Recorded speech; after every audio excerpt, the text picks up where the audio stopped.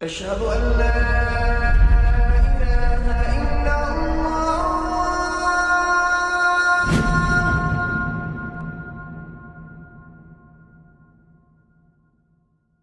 Raindrops media পরিবেশিত audio lecture series সেইরাহ। এই সিরিজে আলোচিত হবে পৃথিবীর বুকে শ্রেষ্ঠতম মানুষ রাসূলুল্লাহ মুহাম্মদ সাল্লাল্লাহু আলাইহি ওয়াসাল্লামের জীবন কথা। ইন্নাল হামদালিল্লাহি ওয়াসসালাতু ওয়াসসালামু আলা রাসূলিল্লাহি ওয়া আলা আলিহি ওয়াসহাবিহি ওয়াসাল্লামা তাসলিমান কাসীরান মাজিদান ইলা ইয়াউমিদ্দিন, আম্মা বা'দ। সিরা সিরিজের এই পর্বে আমরা আল্লাহ রাসূল সাল্লাল্লাহু আলাইহি ওয়াসাল্লামের নবুয়তের জীবনে প্রবেশ করতে যাচ্ছি। সম্ভবত পুরো পৃথিবীর ইতিহাসের শুরু থেকে শেষ পর্যন্ত সবচেয়ে তাৎপর্যপূর্ণ ঘটনা এটি। এর আদলেই আল্লাহ আমাদের মুসলিম করেছেন এবং রাসূলুল্লাহ সাল্লাল্লাহু আলাইহি ওয়াসাল্লামের উম্মতের অংশ হবার সৌভাগ্য দিয়েছেন। আলহামদুলিল্লাহ। আল্লাহ রাসূল সাল্লাল্লাহু আলাইহি ওয়াসাল্লামের প্রথম ওয়াহী লাভের ঘটনাটি বর্ণনা করেছেন উম্মুল মুমিনিন আয়েশা রাদিয়াল্লাহু আনহা। যদিও তার তখন জন্মই হয়নি, কিন্তু রাসূলুল্লাহ সাল্লাল্লাহু আলাইহি ওয়াসাল্লাম থেকে যেভাবে শুনেছেন ঠিক সেভাবেই আমাদের কাছে বর্ণনা করেছেন। আয়েশা রাদিয়াল্লাহু আনহার এই বর্ণিত হাদিসটি খুবই চমৎকার। শুনলে মনে হবে তিনি যেন সে সময় ছিলেন আর সব কিছু দেখেছেন। যাই হোক, সহিহ বুখারীর ওয়াহী অধ্যায়ের এই হাদিসটি আমরা সবার প্রথমে বর্ণনা করব, আর এরপর আমরা কথা বলবো প্রথম ওয়াহী লাভের আগের দিনগুলি কেমন ছিল, এরপর রাসূলুল্লাহ সাল্লাল্লাহু আলাইহি ওয়াসাল্লামের প্রতিক্রিয়া কেমন ছিল, প্রথম ওয়াহীর তাৎপর্য ইত্যাদি বিষয় নিয়ে। আয়েশা রাদিয়াল্লাহু আনহা বলেন, রাসূলুল্লাহ সাল্লাল্লাহু আলাইহি ওয়াসাল্লামের প্রতি সর্বপ্রথম যে ওয়াহী আসে সেটা ছিল ঘুমের মধ্যে সত্য স্বপ্নরূপে। যে স্বপ্নই তিনি দেখতেন সেই স্বপ্নই একেবারে ভোরের আলোর ন্যায় প্রকাশ পেত, অর্থাৎ সেই স্বপ্ন সত্য হতো।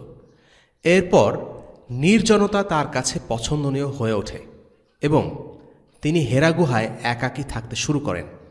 হেরা গুহায় তিনি একাধারে বেশ কয়েক রাত ইবাদতে নিমগ্ন থাকতেন। এরপর পরিবারের কাছে ফিরে যেতেন আর কিছু খাদ্য সামগ্রী নিয়ে হেরা গুহায় ফিরে আসতেন।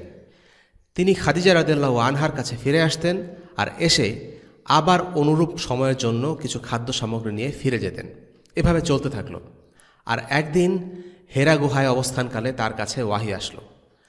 ফেরেশতা জিবরিল আলাইহিস সালাম তার কাছে এসে বললেন, ইকরা, অর্থাৎ পড়ুন। রাসূলুল্লাহ সাল্লাল্লাহু আলাইহি সাল্লাম বললেন, আমি তো পড়তে জানি না। রাসূলুল্লাহ সাল্লাল্লাহু আলাইহি সাল্লামের ভাষায়, তারপর জিবরিল আমাকে জড়িয়ে ধরে এমনভাবে চাপ দিলেন যে আমার খুব কষ্ট হলো। তারপর তিনি আমাকে ছেড়ে দিলেন, বললেন, ইকরা। আমি বললাম, আমি তো পড়তে জানি না। তিনি দ্বিতীয়বার আমাকে জড়িয়ে ধরে এমনভাবে চাপ দিলেন যে আমার খুব কষ্ট হলো। এরপর তিনি আমাকে ছেড়ে দিলেন, বললেন, ইকরা। আমি বললাম, আমি তো পড়তে জানি না। এরপর তৃতীয়বার তিনি আমাকে জড়িয়ে ধরে চাপ দিলেন, এরপর ছেড়ে দিয়ে বললেন, ইকরা বিসমি রাব্বিকাল্লাযী খলাক, খলাকাল ইনসানা মিন আলাক, ইকরা ওয়া রাব্বুকাল আকরাম, আল্লাযী আল্লামা বিল কলম, আল্লামাল ইনসানা মা লাম ইয়ালাম। তারপর এই আয়াতগুলো নিয়ে রাসূলুল্লাহ সাল্লাল্লাহু আলাইহি ওয়াসাল্লাম ফিরে এলেন। তার অন্তর তখন কাঁপছে। তিনি খাদিজা রাদিয়াল্লাহু আনহার কাছে এসে বললেন, জাম্মিলুনি জাম্মিলুনি, অর্থাৎ আমাকে চাদর দিয়ে ঢেকে দাও, আমাকে চাদর দিয়ে ঢেকে দাও। তারা তাকে চাদর দিয়ে ঢেকে দিলেন। অবশেষে তার ভয় দূর হল। এরপর তিনি খাদিজার কাছে সব ঘটনা খুলে বললেন, আমি নিজেকে নিয়ে শঙ্কিত বোধ করছি। খাদিজা রাদিয়াল্লাহু আনহা তখন বললেন, আল্লাহর কসম, কখনো না, আল্লাহ কখনো আপনাকে অপমানিত করবেন না। আপনি তো আত্মীয় স্বজনদের সাথে সদ্ব্যবহার করেন, আপনি অসহায় দুর্বলের দায়িত্ব বহন করেন, নিঃস্বকে সাহায্য করেন, মেহমানের মেহমানদারি করেন এবং দুর্দশাগ্রস্তকে সাহায্য করেন। এরপর খাদিজা রাদিয়াল্লাহু আনহা তাকে নিয়ে চলে গেলেন তার চাচাতো ভাই ওয়ারাকা ইবন নওফেল ইবন আব্দুল আসাদ ইবন আব্দুল উজ্জার কাছে। ওয়ারাকা ইবন নওফেল জাহিলি যুগে খ্রিস্ট ধর্ম গ্রহণ করেছিলেন এবং তিনি হিব্রু ভাষা লিখতে জানতেন। আল্লাহ তাকে যতটুকু তৌফিক দিয়েছিলেন সে অনুযায়ী তিনি হিব্রু ভাষায় ইনজিল থেকে অনুবাদ করতেন। সে সময়ে ওয়ারাকা ছিলেন খুবই বৃদ্ধ, অন্ধ হয়ে গিয়েছিলেন। খাদিজা রাদিয়াল্লাহু আনহা তাকে বললেন, হে চাচাতো ভাই, আপনার ভাতিজার কথা শুনুন। ওয়ারাকা তাকে বললেন, ভাতিজা, তুমি কি দেখেছ? রাসূলুল্লাহ সাল্লাল্লাহু আলাইহি ওয়াসাল্লাম যা দেখেছিলেন তার সবই খুলে বললেন। তখন ওয়ারাকা তাকে বললেন, তিনি হচ্ছেন আন-নামুস, ইনিই তো সেই দূত যাকে আল্লাহ মূসা আলাইহিস সালামের কাছে পাঠিয়েছিলেন। ইস, আমি যদি সেদিন যুবক থাকতাম, ইস, আমি যদি সেদিন জীবিত থাকতাম, যেদিন তোমার কম তোমাকে বের করে দেবে। রাসূলুল্লাহ সাল্লাল্লাহু আলাইহি ওয়াসাল্লাম বললেন, তারা আমাকে বের করে দেবে? তিনি বললেন, হ্যাঁ, অতীতে যিনি তোমার মতো কিছু নিয়ে এসেছেন তার সঙ্গেই শত্রুতা করা হয়েছে। সেদিন যদি বেঁচে আমি থাকি তবে আমি তোমাকে সর্বতোভাবে সাহায্য করব। এর কিছুদিন পর ওয়ারাকা ইবনে নওফেল ইন্তেকাল করেন, আর ওয়াহি নাজিল কিছুদিন স্থগিত থাকে। হাদিসটি এখানেই শেষ। এবার আমরা এই হাদিসটির বিভিন্ন অংশ নিয়ে আলোচনা করার চেষ্টা করব। প্রথমেই আলোচনা করা যাক নবুয়তের আগের দিনগুলি নিয়ে। আল্লাহ রাসূল সাল্লাল্লাহু আলাইহি সাল্লামের নবুয়তের আগের দিনগুলো ছিল অন্যান্য দিনের চাইতে ভিন্ন। এই নবুয়ত নিঃসন্দেহে পৃথিবীর মধ্যে সবচেয়ে তাৎপর্যপূর্ণ ঘটনার একটি। এই বিশাল ঘটনার আগে রাসূলুল্লাহ সাল্লাল্লাহু আলাইহি সাল্লামের লাইফস্টাইলে কিছুটা পরিবর্তন আসে, যা তাকে এই বিশাল ঘটনার জন্য মানসিকভাবে কিছুটা হলেও প্রস্তুত করে তোলে। নবুয়ত লাভের পূর্ব থেকেই নবুয়তের কিছু চিহ্ন রাসূলুল্লাহ সাল্লাল্লাহু আলাইহি সাল্লামের জীবনে প্রকাশ পেতে থাকে। যেমন একটি পাথর আল্লাহ রাসূল সাল্লাল্লাহু আলাইহি সাল্লামকে সালাম দিত। এই অদ্ভুত ঘটনা ঘটত নবুয়ত লাভের আগেই। জাবির ইবনে সামুরা রাদিয়াল্লাহু আনহু থেকে বর্ণিত হাদিসে রাসূলুল্লাহ সাল্লাল্লাহু আলাইহি সাল্লাম বলেন, মক্কার সেই পাথরের কথা আমি মনে করতে পারি যে পাথরটি আমি নবী হিসেবে আবির্ভূত হবার পূর্বে আমাকে সালাম দিত। সেই পাথরকে আমি এখনও চিনতে পারি। এরপর যেমন প্রথম ওয়াহি পাবার কিছুকাল আগ থেকে আল্লাহ রাসূল সাল্লাল্লাহু আলাইহি সাল্লাম স্বপ্ন দেখা শুরু করেন। তার এই স্বপ্ন দেখা শুরু হয় নবুয়ত লাভের প্রায় 6 মাস আগ থেকে। এই স্বপ্নগুলো ছিল সত্য স্বপ্ন বা ভালো স্বপ্ন। সত্য স্বপ্ন হলো এক প্রকারের ওয়াহি বা সুসংবাদ। মা আয়েশা রাদিয়াল্লাহু আনহার ভাষায়, তিনি যে স্বপ্নই দেখতেন তা একেবারে ভোরের আলোর ন্যায় প্রকাশিত হতো। এ কথার অর্থ হচ্ছে আল্লাহ রাসূল সাল্লাল্লাহু আলাইহি সাল্লাম যে স্বপ্নগুলো দেখতেন সেগুলো সত্য হয়ে যেত। তিনি যেভাবে দেখতেন বাস্তবেও ঠিক সেভাবেই স্বপ্নগুলো সত্য হতো। এছাড়াও নবুয়তের আগের দিনগুলিতে আল্লাহ রাসূল সাল্লাল্লাহু আলাইহি সাল্লাম একাকিত্ব আর নির্জনতাকে উপভোগ করতে থাকেন। আয়েশা রাদিয়াল্লাহু আনহা বর্ণনা করেন, এরপর নির্জনতা তার কাছে পছন্দনীয় হয়ে ওঠে এবং তিনি হেরা গুহায় একাকী থাকতে শুরু করেন। হেরা গুহায় তিনি একাধারে বেশ কয়েক রাত ইবাদতে নিমগ্ন থাকতেন। এরপর পরিবারের কাছে ফিরে যেতেন আর কিছু খাদ্য সামগ্রী নিয়ে হেরা গুহায় ফিরে আসতেন। তিনি খাদিজা রাদিয়াল্লাহু আনহার কাছে ফিরে আসতেন আর এসে আবার অনুরূপ সময়ের জন্য কিছু খাদ্য সামগ্রী নিয়ে ফিরে যেতেন। এই হেরা গুহাটি ছিল মক্কা থেকে কয়েক কিলোমিটার দূরে হেরা পর্বতে। তখন হেরা পর্বতের গুহা থেকে কাবাকে দেখা যেত। সেখানে আল্লাহ রাসূল সাল্লাল্লাহু আলাইহি সাল্লাম একাকী বসে বেশ কিছুদিন আল্লাহর ইবাদত করেছিলেন। অর্থাৎ রাসূলুল্লাহ সাল্লাল্লাহু আলাইহি সাল্লাম তার নবুয়ত প্রাপ্তির আগ থেকেই আল্লাহর ইবাদত করতেন। তিনি আল্লাহকে চিনতেন। হেরা গুহার এই নির্জন সময়টা ছিল আল্লাহর সৃষ্টি সম্পর্কে ভাবার জন্য রাসূলুল্লাহর এক সুবর্ণ সুযোগ। এই সময়টা তিনি দুনিয়ার ব্যস্ততা, চাপ আর ক্লান্তি থেকে দূরে থাকতেন। এই সময়টা ছিল তার জন্য সৃষ্টির উদ্দেশ্য এবং আল্লাহর ইবাদত নিয়ে ভাবার সময়, যাকে আমরা তাফাক্কুর বলি। এর মাধ্যমে আল্লাহ তাকে প্রশিক্ষণ দিয়েছেন, কেননা ধ্যান ও গভীর চিন্তা অন্তরকে শুদ্ধ করে। সত্য স্বপ্নগুলো আল্লাহ রাসূলের মনকে বিশেষ ঘটনার জন্য মানসিকভাবে প্রস্তুত করে তুলেছিল। সত্যি বলতে প্রথম ওয়াহী লাভের ঘটনা ছিল রাসূলুল্লাহ সাল্লাল্লাহু আলাইহি সাল্লামের জন্য বেশ ভীতিকর একটা অভিজ্ঞতা। যদি কোনো স্বপ্ন দেখা ছাড়াই হঠাৎ করে জিবরিল আলাইহিস সালাম ওয়াহী নিয়ে আগমন করতেন, তখন তার সাথে কথা বলা হয়তো রাসূলুল্লাহ সাল্লাল্লাহু আলাইহি সাল্লামের জন্য আরও বেশি কঠিন হয়ে পড়ত। কিন্তু ভালো স্বপ্ন, সুন্দর স্বপ্ন আর সেই স্বপ্নের বাস্তবায়ন ওয়াহির পুরো বিষয়টাকে সহজ করে তুলেছিল, একটা আবহ তৈরি করেছিল। আর ভালো স্বপ্ন হলো এক প্রকার ওয়াহি। কাজেই মূল ওয়াহী লাভের ঘটনা আর সুস্বপ্নগুলো ছিল আল্লাহ রাসূল সাল্লাল্লাহু আলাইহি সাল্লামের জন্য এক প্রকার মানসিক প্রস্তুতি, বড় কিছুর জন্য নিজেকে প্রস্তুত করে রাখা। হাদিসের পরবর্তী অংশে এসেছে, জিবরিল আলাইহিস সালাম আগমন করলেন এবং রাসূলুল্লাহকে বললেন, ইকরা। ইকরা শব্দটির দুটি অর্থ আছে। তার মধ্যে একটি হলো পড়া, আরেকটি হলো তিলাওয়াত করা। এই প্রেক্ষিতে অর্থটা ছিল তিলাওয়াত করো। রাসূলুল্লাহ তখন বলে উঠলেন, আমি তো পড়তে জানি না। জিবরিল তখন নবীজিকে শক্ত করে বুকে জড়িয়ে ধরে চাপ দিলেন, এরপর ছেড়ে দিয়ে বললেন, ইকরা। নবীজি বললেন, আমি তো পড়তে জানি না। পুনরায় জিবরিল তাকে বুকে জড়িয়ে ধরে চাপ দিয়ে বললেন, ইকরা। এভাবে একবার, দুবার, তিনবার করার পর অবশেষে তিনি কোরআনের নাজিলকৃত প্রথম আয়াতসমূহ তিলাওয়াত করেন। اقرأ باسم ربك الذي خلق خلق الإنسان من علق اقرأ وربك الأكرم الذي علم بالقلم علم الإنسان ما لم يعلم। এগুলো ছিল সূরা আলাকের প্রথম 5 আয়াত। শ্রোতাবৃন্দ, আমরা কি অনুভব করতে পারছি এটা কত বড় একটা ঘটনা? উস্তাদ সৈয়দ কুতুবের ভাষায় বলতে গেলে জিবরিল এবং রাসূলুল্লাহ সাল্লাল্লাহু আলাইহি সাল্লামের প্রথম সাক্ষাতের এই ঘটনা একটি বিশাল তাৎপর্যপূর্ণ এবং চাঞ্চল্যকর ঘটনা।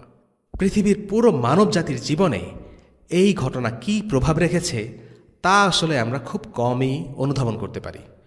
কোনো সন্দেহ ছাড়া, কোনো আতিশয্য ছাড়াই আমরা বলতে পারি এই ঘটনা, এই মুহূর্ত ছিল পৃথিবীর বুকে ঘটে যাওয়া সবচেয়ে সেরা ঘটনা। ভেবে দেখি কেমন সেই ঘটনার বাস্তবতা।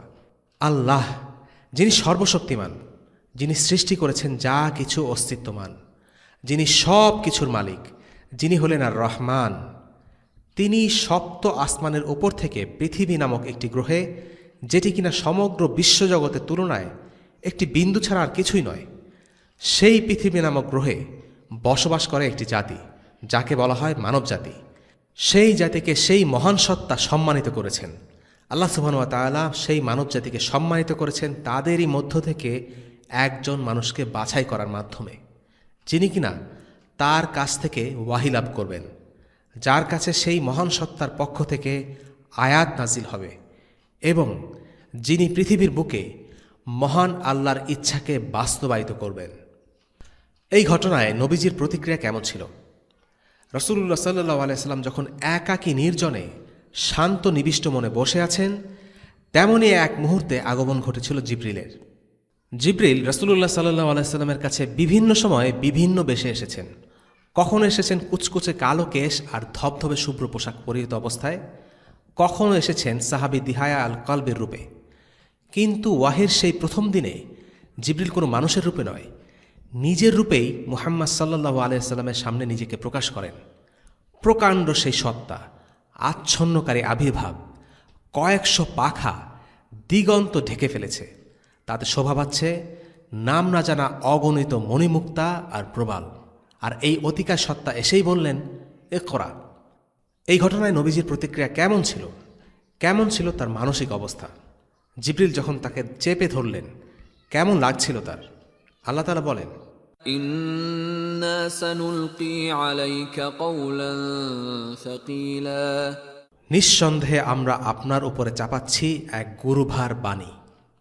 আল্লাহর কালাম কোনো ছেলে খেলা নয়, হালকাভাবে নেয়ার জিনিসও নয়। প্রথম ওয়াহির ঘটনা রাসূলুল্লাহ সাল্লাল্লাহু আলাইহি সাল্লামের মনে ব্যাপক মানসিক চাপের জন্ম দেয়। তিনি ক্লান্ত, অবসাদগ্রস্ত এবং খুবই ভারী বোধ করছিলেন। তার এই অবস্থায় বলে দেয় যে বার্তা তার উপর নাজিল হয়েছে তা খুবই গুরুত্বপূর্ণ এবং দামি। যে কঠিন অবস্থার মধ্য দিয়ে রাসূলুল্লাহ সাল্লাল্লাহু আলাইহি সাল্লামকে যেতে হয়েছে তা মুসলিমদের একটি প্রতীকী মেসেজ দেয়, আর তা হলো এই দিন অনেক কষ্ট আর ত্যাগের মাধ্যমে মুসলিমরা লাভ করেছে। জিবরিলের সাথে রাসূলুল্লাহ সাল্লাল্লাহু আলাইহি সাল্লামের এই সাক্ষাতের ঘটনা তার জন্য খুব শকিং একটি ঘটনা বললেও ভুল হবে না, কারণ তিনি ঘটনার আকস্মিকতায় এতটাই বিহ্বল হয়ে পড়েছিলেন যে কোনো কথাই বলতে পারছিলেন না, শুধু বলছিলেন জাম্মিলুনি জাম্মিলুনি। তিনি নিজেকে চাদর দিয়ে আবৃত করতে দিতে বলেছিলেন। প্রচণ্ড ভয় পেলে গরমের মাঝেও মানুষের শীত লাগে। সম্ভবত রাসূলুল্লাহ সাল্লাল্লাহু আলাইহি সাল্লাম একই কারণে বলেছিলেন তাকে যেন চাদর দিয়ে আবৃত করে দেয়া হয়। রাসূলুল্লাহ সাল্লাল্লাহু আলাইহি সাল্লাম ছিলেন একজন মানুষ। মানবীয় অনুভূতি আর প্রবৃত্তির ঊর্ধ্বে ওঠা কোনো অতিমানব ছিলেন না তিনি। তিনি যদি মিথ্যা নবী হতেন তাহলে প্রথম ওয়াহির ঘটনা নিয়ে সাহসিকতা আর রোমাঞ্চকর গল্প লিখতেন। কিন্তু না, তিনি যখন প্রথম ওয়াহি লাভ করলেন ভয় পেয়ে ছুটে গেলেন ঘরে, আশ্রয় খুঁজলেন তার স্ত্রীর কাছে। এই ঘটনার মধ্যে যে মানবিকতার ছাপ আছে সেটাই বলে দেয় রাসূলুল্লাহ সাল্লাল্লাহু আলাইহি সাল্লাম তার ওয়াহি লাভের ঘটনা নিয়ে মিথ্যা বলেননি, বলতে পারেন না। এখন প্রশ্ন আসতে পারে, রাসূলুল্লাহ সাল্লাল্লাহু আলাইহি সাল্লাম কেন ভয় পেলেন? কেন তিনি নিজের জীবন নিয়ে শঙ্কিত বোধ করছিলেন? রাসূলুল্লাহ সাল্লাল্লাহু আলাইহি সাল্লামের আতঙ্কিত হবার যথেষ্ট কারণ ছিল। তিনি জিন, আত্মা, জাদু ইত্যাদি বিষয়ে মনে প্রাণে ঘৃণা করতেন। তার সাথে যা ঘটেছে সেগুলোর সাথে জাদুকরদের জাদুর মিল আছে ভেবেই তিনি শঙ্কিত হয়ে উঠেছিলেন। অথবা হতে পারে তিনি ভয় পাচ্ছিলেন তিনি কি পাগল হয়ে গেছেন? হতে পারে তিনি নিজের জীবন নিয়ে চিন্তিত হয়েছিলেন, কারণ জিবরিল তাকে জড়িয়ে ধরে চাপ দিয়েছেন। সেটা ছিল তার জন্য খুবই কষ্টের। রাসূলুল্লাহ সাল্লাল্লাহু আলাইহি সাল্লামকে এই ঘটনার জন্য প্রস্তুত করা হচ্ছিল ঠিকই, কিন্তু তার কোনো ধারণাই ছিল না যে আসমান থেকে তার জন্য বার্তা নিয়ে আসবেন একজন ফেরেশতা। আল্লাহ রাসূল ছিলেন এরকম ঘটনার জন্য সম্পূর্ণ অপ্রস্তুত। এই মানসিক অবস্থার দিকে আল্লাহ তাআলা ইঙ্গিত করে বলেছেন, صراط الله الذي له ما في السماوات وما في الأرض ألا إلى الله تصير الأمور। এমনিভাবে আমি আপনার কাছে এক ফেরেশতা প্রেরণ করেছি আমার আদেশক্রমে। আপনি জানতেন না কিতাব কি এবং ঈমান কি, কিন্তু আমি একে করেছি নূর, যা দ্বারা আমি আমার বান্দাদের মধ্য থেকে যাকে ইচ্ছা পথ প্রদর্শন করি। নিশ্চয়ই আপনি সরল পথ প্রদর্শন করেন। সূরা আশ-শুআরা আয়াত 52। রাসূলুল্লাহ সাল্লাল্লাহু আলাইহি সাল্লামের এই কঠিন অভিজ্ঞতায়, এই ভয়ার্ত মুহূর্তে যিনি তার পাশে দাঁড়িয়েছিলেন তিনি আর কেউ নন, তিনি হলেন তার স্ত্রী খাদিজা রাদিয়াল্লাহু আনহা। হেরা গুহায় যা ঘটেছিল তা এক অদ্ভুত অভিজ্ঞতা, কিন্তু স্ত্রী হিসেবে খাদিজা তাকে কি বলেছিলেন? তিনি তার স্বামীর কথা হেসে উড়িয়ে দেননি, তাকে নিয়ে হাসি ঠাট্টাও করেননি। না তাকে মানসিক ভারসাম্যহীন মনে করেছেন, না তিনি অবিশ্বাসের চোখে স্বামীর দিকে তাকিয়েছেন। তিনি অস্থির হননি, তিনি ভয় পাননি, না তিনি চিন্তিত হয়েছেন, না তিনি চমকে গেছেন। বরং তিনি ছিলেন শান্ত এবং নির্ভার। তিনি তার স্বামীকে বলেছেন, আল্লাহর কসম, কখনো না, আল্লাহ কখনো আপনাকে অপমানিত করবেন না। আপনি তো আত্মীয় স্বজনের সাথে সদ্ব্যবহার করেন, আপনি অসহায় দুর্বলের দায়িত্ব বহন করেন, নিঃস্বকে সাহায্য করেন, মেহমানের মেহমানদারি করেন এবং দুর্দশাগ্রস্তকে সাহায্য করেন। এই কথাগুলো ছিল রাসূলুল্লাহ সাল্লাল্লাহু আলাইহি সাল্লামের জন্য এক বিশাল আশ্রয়। তার ভয়ার্ত অন্তরকে শান্ত করার জন্য, তার অস্থির হৃদয়ে স্থিরতা ফিরিয়ে আনার জন্য ঠিক এমনই কথার দরকার ছিল। আর এজন্যই আয়েশা কিংবা জাইনাব নন, জুয়াইরিয়া কিংবা হাফসা নন, রাসূলুল্লাহ সাল্লাল্লাহু আলাইহি সাল্লামের এই মুহূর্তে প্রয়োজন ছিল খাদিজাকে। আর আল্লাহ সুবহানাহু ওয়া তাআলা খাদিজাকেই তার পাশে রেখেছিলেন। রাসূলুল্লাহকে খাদিজা চেনেন দুই একদিন নয়, বহুদিন ধরে। তিনি জানতেন আল্লাহ রাসূলের উত্তম আচার আচরণ ও কাজের জন্য আল্লাহ সুবহানাহু ওয়া তাআলা তাকে অবশ্যই হিফাজত করবেন। আল্লাহ তাআলা কখনোই রাসূলুল্লাহ সাল্লাল্লাহু আলাইহি সাল্লামের মতো একজন মানুষকে পরিত্যাগ করবেন না। হয়তো তার পরীক্ষা নেবেন, কিন্তু তাকে অপমানিত বা লাঞ্ছিত করবেন না। কিন্তু এই জ্ঞান খাদিজা রাদিয়াল্লাহু আনহা কোথায় পেলেন? যে ঘটনায় রাসূলুল্লাহ সাল্লাল্লাহু আলাইহি সাল্লাম এতটা ভয় পেলেন, তা শুনে কেন খাদিজা স্থির থাকতে পারলেন? কিভাবে শান্তভাবে সবকিছু শুনলেন এবং স্বামীকে নির্ভর করলেন? এর কারণ হলো তার ঈমান, তার বিশুদ্ধ ফিতরা। নিঃসন্দেহে খাদিজার বুদ্ধিমত্তা, পরিপক্কতা আর বোঝের তারিফ করতে হয়। তিনি জানতেন কোন কথাগুলো তার স্বামীকে বলতে হবে। তিনি অবুঝের মতো রাসূলুল্লাহ সাল্লাল্লাহু আলাইহি সাল্লামকে জিজ্ঞাসাবাদ শুরু করেননি। তিনি প্রশ্নের পর প্রশ্ন করে রাসূলুল্লাহ সাল্লাল্লাহু আলাইহি সাল্লামকে আরও অস্থির করে তোলেননি। একজন টিপিক্যাল স্ত্রী হলে হয়তো বলতেন, আগে বলো কি হয়েছে। কিন্তু না, তিনি রাসূলুল্লাহকে চাদরে আবৃত করে দিয়েছেন। এরপর শান্ত হয়ে তার কথাগুলো শুনেছেন। আর এরপর তাকে বলেছেন ভয়ের কিছু নেই। কেন ভয়ের কিছু নেই সেটাও তিনি বুঝিয়ে দিয়েছেন। তিনি রাসূলুল্লাহর উত্তম চরিত্র আর ভালো কাজগুলোর কথা স্মরণ করিয়ে দিয়েছেন। আর ঠিক এই মুহূর্তে এই কথাগুলোরই প্রয়োজন ছিল। রাসূলুল্লাহ সাল্লাল্লাহু আলাইহি সাল্লামের মন থেকে ভয় দূর হলো, তার মন শান্ত হলো। কিন্তু সেখানেই সবকিছু নয়, কারণ তার সাথে হেরা গুহায় কী ঘটেছে সেটা রাসূলুল্লাহ সাল্লাল্লাহু আলাইহি সাল্লাম বা খাদিজা কেউই জানতেন না। তারা কেউই বুঝতে পারছিলেন না রাসূলুল্লাহ সাল্লাল্লাহু আলাইহি সাল্লামের কাছে কে এসেছিলেন। খাদিজা তার বিশুদ্ধ ফিতরা থেকে এটা ধারণা করতে পেরেছিলেন যে রাসূলুল্লাহর সাথে আর যাই ঘটুক দুশ্চিন্তার কিছু নেই, কারণ আল্লাহ তার সৎকর্মশীল বান্দাদের ভুলে যান না। কিন্তু কে এসেছিলেন হেরা গুহায়? কেন এসেছিলেন এটা তার জানা ছিল না। এখানে আরেকবার আমরা খাদিজা রাদিয়াল্লাহু আনহার জ্ঞান আর অভিজ্ঞতার মূল্য আমরা দেখতে পাই। যদিও তিনি হেরা গুহার ঘটনাটি বুঝতে পারছিলেন না, কিন্তু ঠিকই জানতেন কার কাছে গেলে এই ঘটনার সঠিক ব্যাখ্যা পাওয়া যেতে পারে। আর তাই তিনি রাসূলুল্লাহ সাল্লাল্লাহু আলাইহি সাল্লামকে নিয়ে গেলেন তার চাচাতো ভাই ওয়ারাকা বিন নওফলের কাছে।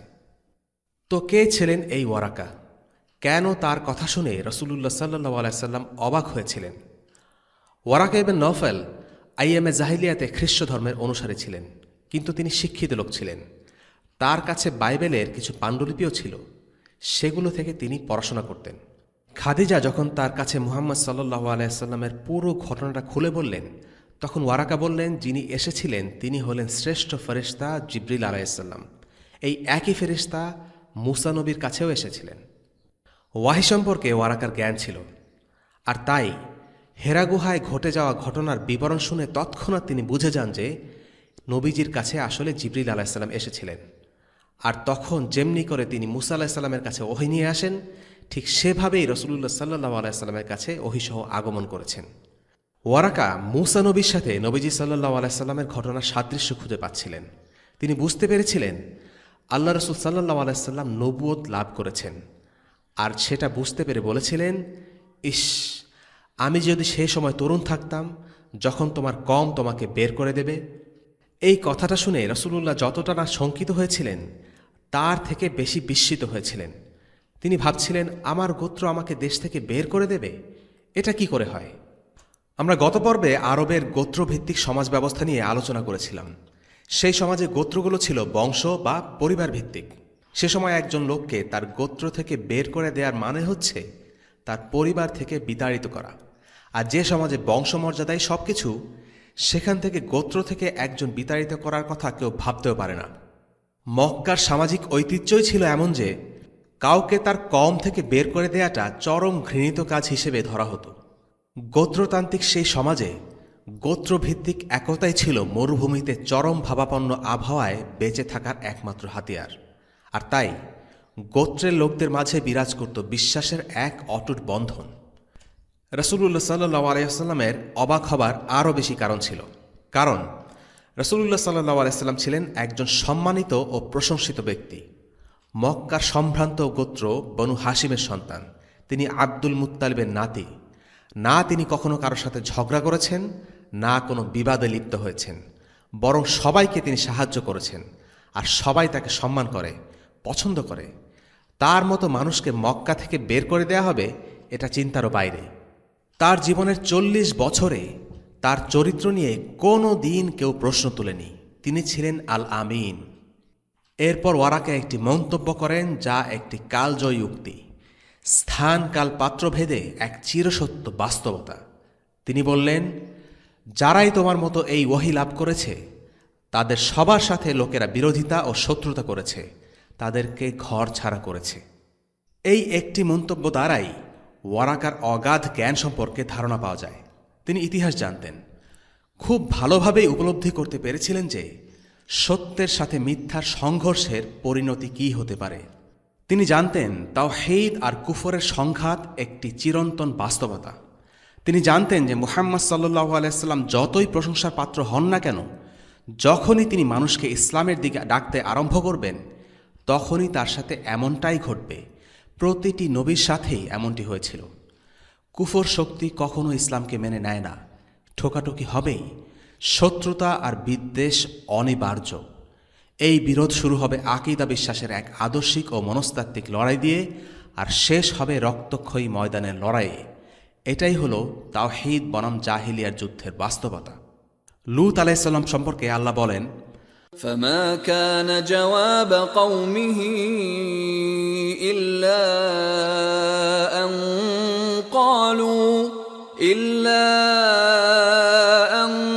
قالوا أخرجوا آل لوط من قريتكم إنهم أناس يتطهرون। উত্তরে তার কম শুধু এ কথাটিই বলল, লূত পরিবারকে তোমার জনপদ থেকে বের করে দাও, এরা তো এমন লোক যারা শুধু পাক পবিত্র সাজতে চায়। সূরা আন-নামল আয়াত 56। সূরা আরাফে আল্লাহ পাক শুআয়ব আলাইহিস সালাম সম্পর্কে বলেন, قال الملأ الذين استكبروا من قومه لنخرجنك يا شعيب والذين آمنوا معك من قريتنا أو لتعودن في ملتنا قال أولو كنا كارهين। তার সম্প্রদায়ের দাম্ভিক সর্দাররা বলল, হে শুআয়ব, আমরা অবশ্যই তোমাকে এবং তোমার সাথে বিশ্বাস স্থাপনকারীকে শহর থেকে বের করে দেব, অথবা তোমরা আমাদের ধর্মে প্রত্যাবর্তন করবে। শুআয়ব বললেন, আমরা অপছন্দ করলেও কি? সূরা আরাফ আয়াত 88। আল্লাহ পাক আরো বলেন, وقال الذين كفروا لرسلهم لنخرجنكم من أرضنا أو لتعودن في ملتنا فأوحى إليهم ربهم لنهلكن الظالمين। কাফেররা পয়গম্বরদেরকে বলেছিল, আমরা তোমাদেরকে দেশ থেকে বের করে দেব, অথবা তোমরা আমাদের ধর্মে ফিরে আসবে। তখন তাদের কাছে তাদের পালনকর্তা ওহী প্রেরণ করলেন যে, আমি জালিমদেরকে অবশ্যই ধ্বংস করে দেব। সূরা ইব্রাহিম আয়াত 13। এখনকার সময়ে আমরা অনেক দায়ীকে দেখেছি যারা যে কোনো মূল্যে এই বিরোধকে পাশ কাটিয়ে যেতে চান। তারা সমাজের বিরোধিতার মুখে পড়তে চান না। তারা মনে করছেন মিষ্টি কথায় ইসলামের দাওয়াত দেওয়ার মাধ্যমে সব সমস্যার সমাধান সম্ভব। এজন্য তারা ইসলামকে কাটছাঁট করতেও দ্বিধাবোধ করছেন না। ইসলামের প্রকাশ্য শত্রুদের পক্ষ থেকে যে কোনো প্রকারের বিরোধিতার জন্য তারা সব সময় মুসলিমদেরকেই দোষারোপ করতে থাকে। বাস্তবতা এবং ইতিহাস সাক্ষী, তাওহীদের দাওয়াত যখন জাহিলি সমাজে আলোড়ন তৈরি করে, তখন সংঘাত অনিবার্য। কুফর শক্তি কখনোই এমনি এমনি ইসলামের কাছে মাথা নত করে না। কোরআনের পাতায় পাতায় আমরা দেখি আল-মালা বা নেতৃত্বশীল গোষ্ঠীর কথা, যারা নবীদের দাওয়াতকে প্রত্যাখ্যান করেছে। হয় আল্লাহ কুফর জাতির উপর গজব নাজিল করেছেন, অথবা মুমিনদের দ্বারা জিহাদের মাধ্যমে পরাজিত করেছেন। দাওয়ার এই পথ কণ্টকাকীর্ণ, বন্ধুর এক পথ। এই পথে কোনো আরামদায়ক শর্টকাট নেই। পরিশেষে আমরা একজন কারাবন্দী দায়ী তারিক মেহান্না ভাইয়ের একটা কথা দিয়ে তাওহীদ বনাম কুফরের চিরসংঘাতের আলোচনার ইতি টানতে পারি। তিনি বলেছিলেন, ইসলামী দাওয়ার সাথে কষ্ট আর যন্ত্রণার বিষয়টি ওতপ্রোতভাবে জড়িত। ইসলামী দাওয়ার এটি একমাত্র পথ। কেউ যদি কোনো প্রকার কাটাছেঁড়া ব্যতি রেখেই নবীদের দাওয়াহকে মানুষের কাছে পৌঁছে দেবার ব্যাপারে আন্তরিক হয় এবং একই সাথে সে একটা উপভোগ্য ও নির্বিঘ্ন জীবনের স্বপ্ন দেখে, তাহলে সে ভ্রান্তির জগতে বসবাস করছে। আর সিরায়ের সামনে আমরা যতই এগোব, দেখব ওয়ারাকা বিন নওফেলের প্রতিটি কথা অক্ষরে অক্ষরে বাস্তবায়িত হবে। তার প্রতিটি অনুমান ছিল রাসূলুল্লাহ সাল্লাল্লাহু আলাইহি সাল্লামের পরবর্তী জীবনের জন্য সতর্কবার্তা। তিনি নবীজিকে এটাই বুঝিয়ে দিলেন যে এই কাজ কোনো সহজ কাজ নয়। তবে এই ঘটনার কিছুদিন পর ওয়ারাকা মারা যান। ওয়ারাকা একজন মুসলিম হিসেবে মৃত্যুবরণ করেছিলেন। তিনি আল্লাহ রসুলের ওপর ঈমান এনে মৃত্যুবরণ করেছেন। তিনি যখন আল্লাহ রসুলের ওপর ঈমান এনেছেন, তখন আল্লাহ রসুল নিজেও জানতেন না যে তিনি আল্লাহ রসুল। পরবর্তীতে ওয়ারাকার ঈমানের ব্যাপারে রাসূলুল্লাহ সাল্লাল্লাহু আলাইহি ওয়াসাল্লাম সাক্ষ্য দিয়ে বলেছেন, ওয়ারাকাকে গালি দিও না, আমি জান্নাতে তার কাছে একটা বা দুইটা বাগান দেখেছি। এই হাদিসটি বর্ণনা করেছেন আয়েশা রাদিয়াল্লাহু আনহা এবং এটি মুস্তাদরাক আল হাকিমে আছে। আরেকটি বর্ণনায় পাওয়া যায় যে আয়েশা রাদিয়াল্লাহু আনহা বর্ণনা করেন, একবার খাদিজা রাদিয়াল্লাহু আনহা রাসূলুল্লাহ সাল্লাল্লাহু আলাইহি ওয়াসাল্লামের কাছে ওয়ারাকার ব্যাপারে জিজ্ঞেস করেন। তখন তিনি বলেন, নিশ্চয়ই আমি তাকে দেখেছি। যখন তাকে দেখেছি তিনি সাদা পোশাকে ছিলেন। যদি তিনি জাহান্নামের অধিবাসী হতেন তাহলে নিশ্চয়ই সাদা পোশাকে থাকতেন না। আবু ইয়ালা হাসান হাদিসে জাবির ইবনে আবদুল্লাহ থেকে বর্ণনা করেন যে রাসূলুল্লাহ সাল্লাল্লাহু আলাইহি ওয়াসাল্লামকে ওয়ারাকার ব্যাপারে জিজ্ঞেস করা হলে তিনি বলেন, আমি তাকে জান্নাতে সিল্কের পোশাকে দেখেছি। এরপর ওয়াহি কিছুকাল স্থগিত থাকে। এটা ঠিক নিশ্চিতভাবে জানা যায় না যে প্রথম আর দ্বিতীয় ওয়াহির মাঝে ঠিক কতদিন গ্যাপ ছিল। সেটা হতে পারে বেশ কয়েকদিন। একটি ধারণা আছে যে প্রথম ওয়াহি আর দ্বিতীয় ওয়াহির মাঝে প্রায় 2.5 থেকে 3 বছরের ব্যবধান ছিল। সেটা অবশ্য একটা ভুল ধারণা। এই ব্যবধান সর্বোচ্চ কয়েকদিন হতে পারে, এর বেশি নয়। ইবন হাজার বলেন, কিছুদিন ওয়াহি স্থগিত থাকার কারণ হল রাসূলুল্লাহ সাল্লাল্লাহু আলাইহি সাল্লামকে কিছুদিনের জন্য বিরতি দেয়া, যেন তিনি ভীত অবস্থা থেকে স্বাভাবিক অবস্থায় ফিরে আসতে পারেন। ওয়াহি বলতে আমরা আসলে কি বুঝি? ওয়াহি আল্লাহর পক্ষ থেকে আগত ঐশী বাণীর বিভিন্ন রূপ। ইমাম ইবনুল কাইয়িম আল জাওজিয়া ওয়াহির বিভিন্ন প্রকার নিয়ে আলোচনা করেছেন। তিনি অসাধারণ একজন আলিম। ইমাম ইবনে তাইমিয়া রাহিমাহুল্লাহর ছাত্রদের মধ্যে সবচেয়ে বিখ্যাত। তিনি বলেন, প্রথম প্রকারের ওয়াহি হল সত্য স্বপ্ন। এই উপায়েই রাসূলুল্লাহ সাল্লাল্লাহু আলাইহি সাল্লাম প্রথম ওয়াহি লাভ করা শুরু করেন। জিবরিল কর্তৃক ওয়াহি নাজিলের পূর্বে টানা 6 মাস ধরে রাসূলুল্লাহ সাল্লাল্লাহু আলাইহি সাল্লাম নিয়মিত স্বপ্ন দেখতেন।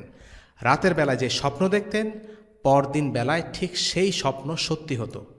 এইভাবে চলেছিল প্রায় 6 মাস। তো বিভিন্ন ওয়াহির প্রকার নিয়ে আলোচনা করা যাক।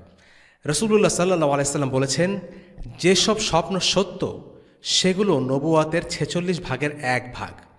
রাসূলুল্লাহ সাল্লাল্লাহু আলাইহি সাল্লামের নবুয়তের জীবন ছিল প্রায় 23 বছর দীর্ঘ, আর তিনি সত্য স্বপ্ন দেখেছেন 6 মাস ধরে। 23 বছর সময়টাকে 6 মাস দিয়ে ভাগ করলে অনুপাত দাঁড়ায় 1:46, 46 ভাগের 1 ভাগ।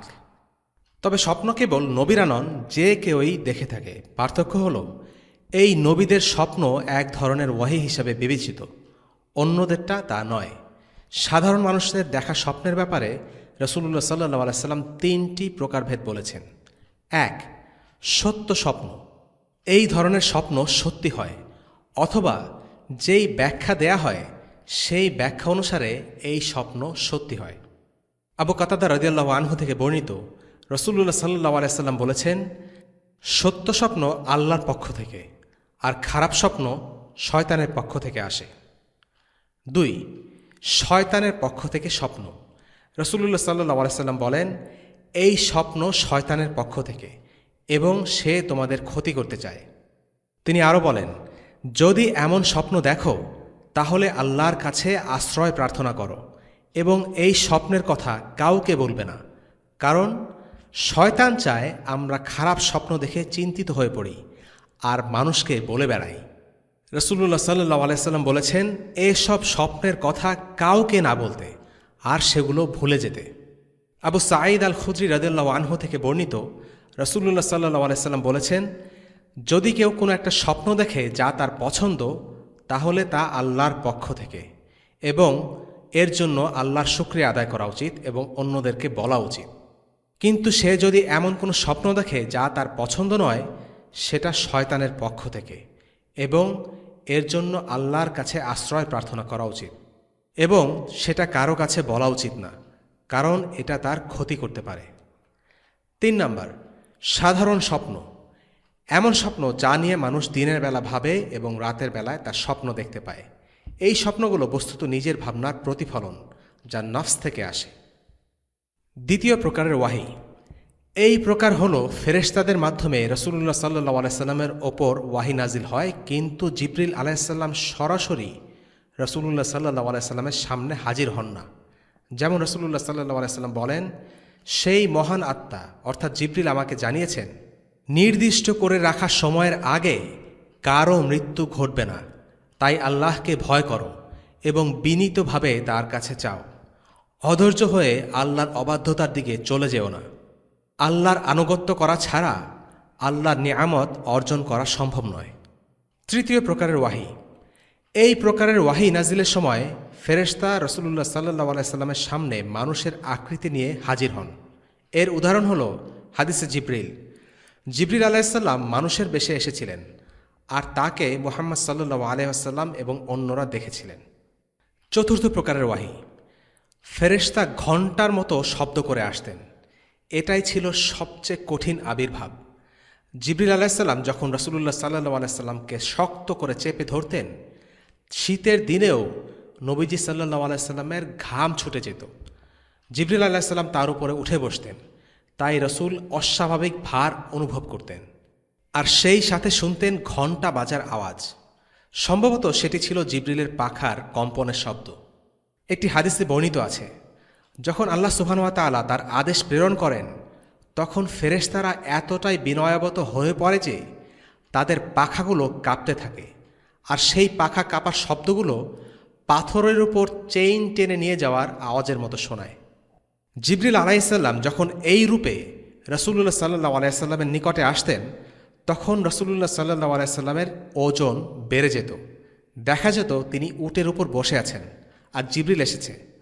তখন প্রবল চাপের ফলে বাধ্য হয়ে উট পর্যন্ত হাঁটু গেড়ে মাটিতে বসে পড়ত। যায়েদ বিন হারিসা রাদিয়াল্লাহু আনহু বলেন, একদিন নবীজি বসেছিলেন, আমার পায়ের উপর তার হাঁটু রাখা ছিল। এমত অবস্থায় ওয়াহি নাজিল হওয়া শুরু হয়। আমি তখন নবীজির হাঁটুর তীব্র চাপ অনুভব করি। আমার উরু যেন প্রচণ্ড চাপে দুমড়ে মুচড়ে যাচ্ছিল। ওয়াহির পঞ্চম প্রকার। এই প্রকারের ওয়াহি নাজিলের সময় ফেরেশতা তার নিজস্ব রূপে আগমন করেন। এরকম মোট 2 বার হয়েছিল। সূরা আন-নাজমে এর উল্লেখ আছে। وَلَقَدْ رَآهُ نَزْلَةً أُخْرَى عِندَ سِدْرَةِ الْمُنْتَهَى নিশ্চয় সে তাকে আরেকবার দেখেছিল দূর দিগন্তের সিদরা গাছের কাছে। সূরা আন-নাজম আয়াত 13-14। জিবরিল আলাইহিসসালামের পাখা এত বড় ছিল যে সেগুলো পুরো দিগন্ত ছেয়ে ফেলত। রাসূলুল্লাহ সাল্লাল্লাহু আলাইহি সাল্লাম বলেছেন, যখন জিবরিল তার স্বরূপে আসতেন, তিনি যেদিকেই তাকাতেন সেদিকেই জিবরিলের পাখা দেখতে পেতেন। ওয়াহির ষষ্ঠ প্রকার। এই প্রকারের ওয়াহিতে আল্লাহ সুবহানাহু ওয়া তাআলা নিজে সরাসরি রাসূলুল্লাহ সাল্লাল্লাহু আলাইহি সাল্লামের সাথে কথা বলেছেন, কোনো মাধ্যম ছাড়া। এটা হয়েছিল মিরাজের সময়। মূসা আলাইহিস সালামের সাথেও আল্লাহ এভাবেই কথা বলেছিলেন। সর্বমোট এই 6 ভাবেই নবীজি সাল্লাল্লাহু আলাইহি সাল্লামের কাছে ওয়াহি এসেছিল, এক এক সময় এক এক ভাবে। জিবরিল আলাইহিস সালাম নবীজির কাছে নিজস্ব ফর্মে বা নিজস্ব রূপে এসেছিলেন শুধু 2 বার। এবার আমরা প্রথম ওয়াহি শব্দ ইকরার উপর একটু ফোকাস করার চেষ্টা করব। রাসূলুল্লাহ সাল্লাল্লাহু আলাইহি সাল্লামের উপর অবতীর্ণ কোরআনের প্রথম শব্দটি ছিল ইকরা। এর তাৎপর্য হল, আমরা মুসলিমরা সেই উম্মাহ যেই উম্মাহ অধ্যয়ন করে, গবেষণা করে এবং সর্বোপরি দ্বীনের ইলম বা জ্ঞান অর্জন করে। এই একটি শব্দ একটি নিরক্ষর জাতির মাঝে আমূল পরিবর্তন নিয়ে এসেছিল। তাদের মধ্যে তৈরি করেছিল বিশ্ববরেণ্য আলেম সমাজ। সে সময় নবীজির অনুসারীরা ছিল নিরক্ষর, কিন্তু এই শব্দগুলো তাদেরকে লিখতে ও পড়তে অনুপ্রেরণা জুগিয়েছে। অল্প সময়ের মধ্যেই মুসলিম উম্মাহ বিশ্বের সবচেয়ে উচ্চশিক্ষিত ও জ্ঞানী জাতিতে পরিণত হয়েছে। এই উম্মার মাঝে যেই পরিমাণ আলেম তৈরি হয়েছে তা অতুলনীয়। মুসলিম উম্মার আলেমদের গুণাগুণ লক্ষ্য করলে দেখা যাবে তারা অনন্য। তাদের সাথে অন্য কোনো জাতির বিদ্বানদের তুলনা হয় না। উদাহরণস্বরূপ বলা যায় ইমাম বুখারীর কথা, 2.5 লক্ষেরও বেশি হাদিস তার ছিল মুখস্থ। কিংবা ইমাম শাফি, যিনি বলেছিলেন, আমি যখন কোনো বই খুলি তখন আমি তার একটা পাতা ঢেকে রাখি, কারণ একটা পাতার সাথে অন্য পাতার তথ্য আমি মিলিয়ে ফেলতে চাই না। তাদের ছিল অসাধারণ স্মৃতিশক্তি, ফটোগ্রাফিক মেমোরি, ছবির মতো করে সব তথ্য মনে রাখতে পারার ক্ষমতা। অথবা শাইখ আল ওয়াফা বিন আকিল, যিনি 300 গ্রন্থের একটি বিশ্বকোষ লেখেন। অবশ্য দুর্ভাগ্যক্রমে সেটা আর এখন নেই। ওটার মূল পাণ্ডুলিপি বাগদাদ লাইব্রেরি থেকে লুট করে নেওয়া হয়। এটাই ছিল ইকরা শব্দের শক্তি, যা পুরো উম্মতের এতটা পরিবর্তন এনে দেয়। রাসূলুল্লাহর ক্ষেত্রে ব্যাপারটা ছিল একটু ভিন্ন। তিনি লিখতে বা পড়তে জানতেন না।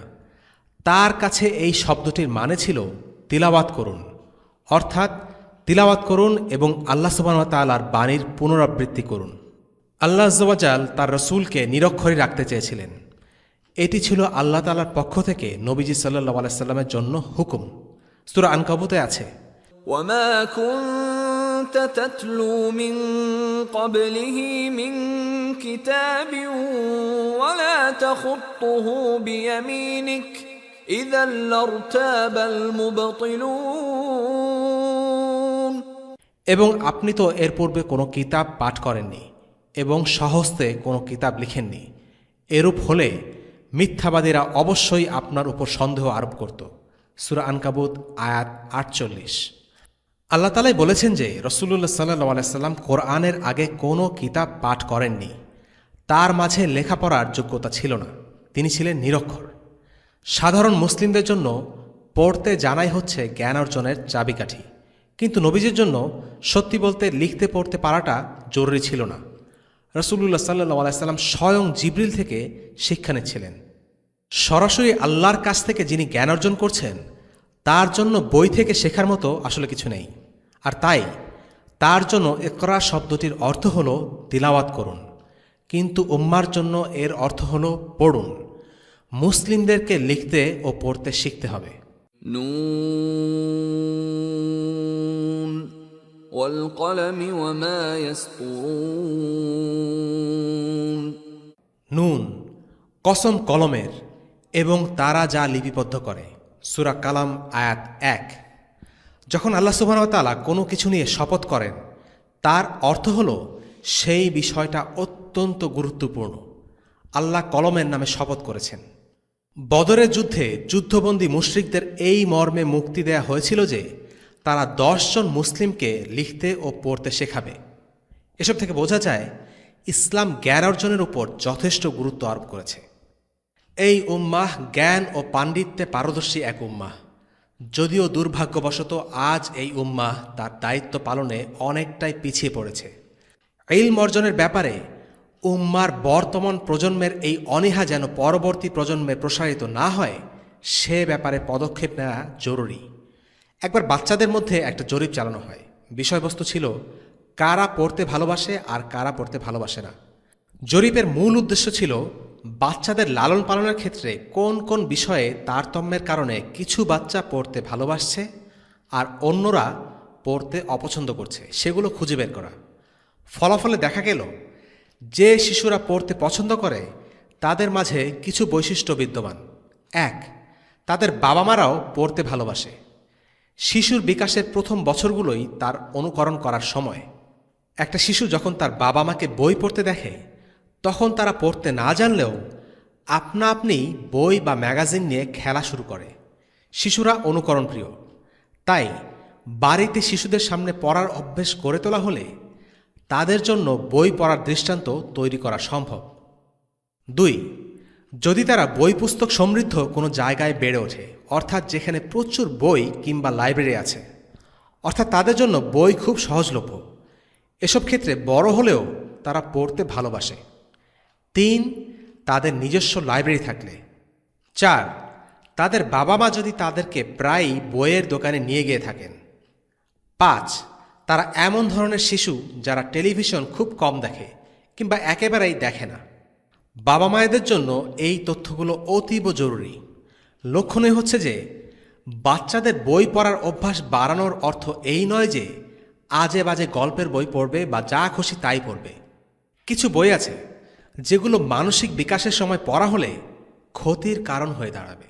যেমন মদিনার প্রাথমিক যুগে এমন একটি ঘটনা আছে। রাসূলুল্লাহ সাল্লাল্লাহু আলাইহি সাল্লাম দেখলেন ওমর ইবনুল খাত্তাব রাদিয়াল্লাহু আনহু তাওরাতের পাতা উল্টাচ্ছেন।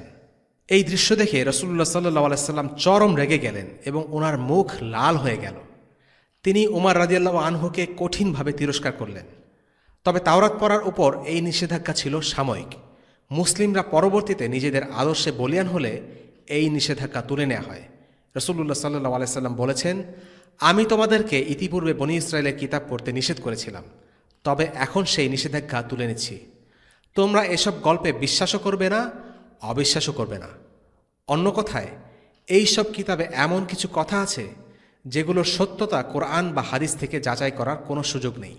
সেগুলোকে বিশ্বাস বা অবিশ্বাস কোনোটাই করা ঠিক হবে না। যে কোনো পাঠ্যসূচি এমনভাবে সাজানো উচিত যেন তা ছাত্রদের জন্য বোঝা হয়ে না দাঁড়ায়। রাসূলুল্লাহ সাল্লাল্লাহু আলাইহি ওয়াসাল্লাম জানতেন প্রাথমিক যুগে মুসলিমদের হাতে তাওরাত চলে গেলে তা তাদের জন্য স্বাভাবিক শিক্ষাগ্রহণ প্রক্রিয়ায় সমস্যা সৃষ্টি করবে। ইবনে মাসউদ রাদিয়াল্লাহু আনহু বলেন, তুমি যদি মানুষের সাথে এমন কথা বলো যা তাদের বোধশক্তির বাইরে, তাহলে সেটা তাদের জন্য ফিতনা হতে পারে। কিছু জ্ঞান আছে কাজের, আর কিছু অনর্থক। রাসূলুল্লাহ সাল্লাল্লাহু আলাইহি ওয়াসাল্লাম প্রায়ই আল্লাহর কাছে দোয়া করতেন, হে আল্লাহ, আমি আপনার কাছে উপকারী জ্ঞানের জন্য প্রার্থনা করছি এবং আমি সেই জ্ঞান থেকে পানাহ চাই যে জ্ঞান কোনো কাজে আসে না। সূরা বাকারাতে আছে, দুজন ফেরেশতা হারুত আর মারুত দুনিয়ায় অবতীর্ণ হয়েছিলেন মানুষকে জাদুর বিষয়ে শিক্ষা দিতে, যা ছিল ঈমান বিনাশী জ্ঞান। সংক্ষেপে এই ছিল রাসূলুল্লাহ সাল্লাল্লাহু আলাইহি ওয়াসাল্লামের কাছে নাজিলকৃত প্রথম আয়াতের মর্মার্থ। আমাদের এই পর্ব থেকে দুটো শিক্ষা আছে, যেগুলো নিয়ে আলোচনা করে আমরা এই পর্ব শেষ করব। 1. একাকিত্বের ব্যাপারে সাঈদ হাওয়ার মন্তব্য। সাঈদ হাওয়া এই ব্যাপারে মন্তব্য করতে গিয়ে বলেছেন, তৎকালীন সময়ে হিদায়েত অন্বেষণকারী কিছু মানুষ এই ধরনের একাকিত্বে সময় কাটানোকে বেছে নিত। সেখানে তারা আল্লাহকে স্মরণ করত এবং আল্লাহর ইবাদত করত। এর উদ্দেশ্য হল আল্লাহর স্মরণে নিমজ্জিত থেকে অন্তরকে উদাসীনতা এবং খেয়াল খুশির প্রভাব থেকে মুক্ত রাখা, যেন হৃদয়ের অন্ধকার দূরীভূত হয়ে অন্তর হিদায়েতের আলোর দিকে আলোকিত হওয়ার সুযোগ পায়। অনেকেই মনে করে ঈমানি যাত্রার সূচনা লগ্নে একজন মানুষের উচিত নির্জনতায় কিছু নিবিড় সময় কাটানো, কারণ রাসূলুল্লাহ সাল্লাল্লাহু আলাইহি ওয়াসাল্লাম নবুয়তের আগে এবং প্রারম্ভে এভাবেই নির্জন সময় কাটিয়েছিলেন। অনেকে হয়তো ভাবছেন, বর্তমান সময়ে মুসলিমদের একাকিত্ব ও নির্জনতা লাভের উপায় কেমন হতে পারে। প্রথমত, মুসলিমদের আল্লাহর জিকিরে কিছু সময় একাকী কাটানোর অভ্যাস গড়ে তোলা উচিত, যেমন ভোরের প্রথমাংশে, আসরের পর, অথবা জুম্মার দিনে আসর ও মাগরিবের মধ্যবর্তী সময়ে। আলেমগণ এই ধরনের একান্ত জিকিরকে অনেক ফজিলতপূর্ণ হিসেবে বর্ণনা করেছেন, তবে এর মানে নিজেকে সমাজ থেকে বিচ্ছিন্ন করে ফেলা নয়। লোকজনের সাথে যেমন মেলামেশা করতে হবে, তেমনি নিজের জন্য একান্ত কিছু সময়ও রাখতে হবে। দুটোর মাঝে মধ্যম পন্থা অবলম্বন করতে হবে। নির্জনতার জন্য কিয়ামুল লাইল একটি উৎকৃষ্ট সুযোগ। যখন গভীর নিদ্রায় সবাই শায়িত, তখন একাকী উঠে আল্লাহর ইবাদত করা। এই সময়টা বান্দার জন্য আল্লাহর সাথে একান্ত সময় কাটানোর একটা অপূর্ব সুযোগ। আর এই সময় ইবাদত করা বান্দার ইখলাস আর আন্তরিকতার পরিচয়ও বহন করে। কেননা এই সময়ে কেউই তাকে দেখছে না, শুধুই আল্লাহর জন্য সে সালাতে উঠে দাঁড়িয়েছে। লোক দেখানোর কোনো সুযোগ নেই। অন্যান্য সালাত যেগুলো জামাতের সাথে আদায় করা হয়, সেসব ক্ষেত্রে এই সুযোগ নাও থাকতে পারে। আর আরেকটি হতে পারে রমাদানের সময় ইতিকাফ। এই ইতিকাফ এমন একটি ইবাদত যা সকলের জন্য, আলিম, ছাত্র, ব্যবসায়ী, চাকুরিজীবী, নেতা, প্রত্যেকেরই কিছু নির্জন সময় আল্লাহর সাথে ব্যয় করা প্রয়োজন। ইতিকাফ হলো অন্তর থেকে গুনাহের দাগগুলো মুছে ফেলার সময়, দুনিয়ার চাপ থেকে নিজেকে মুক্ত করে নিজের দিকে তাকানো, আল্লাহর চোখে আমি কোথায় আছি, কি আমার অবস্থা, এসব নিয়ে ভাবার সময়।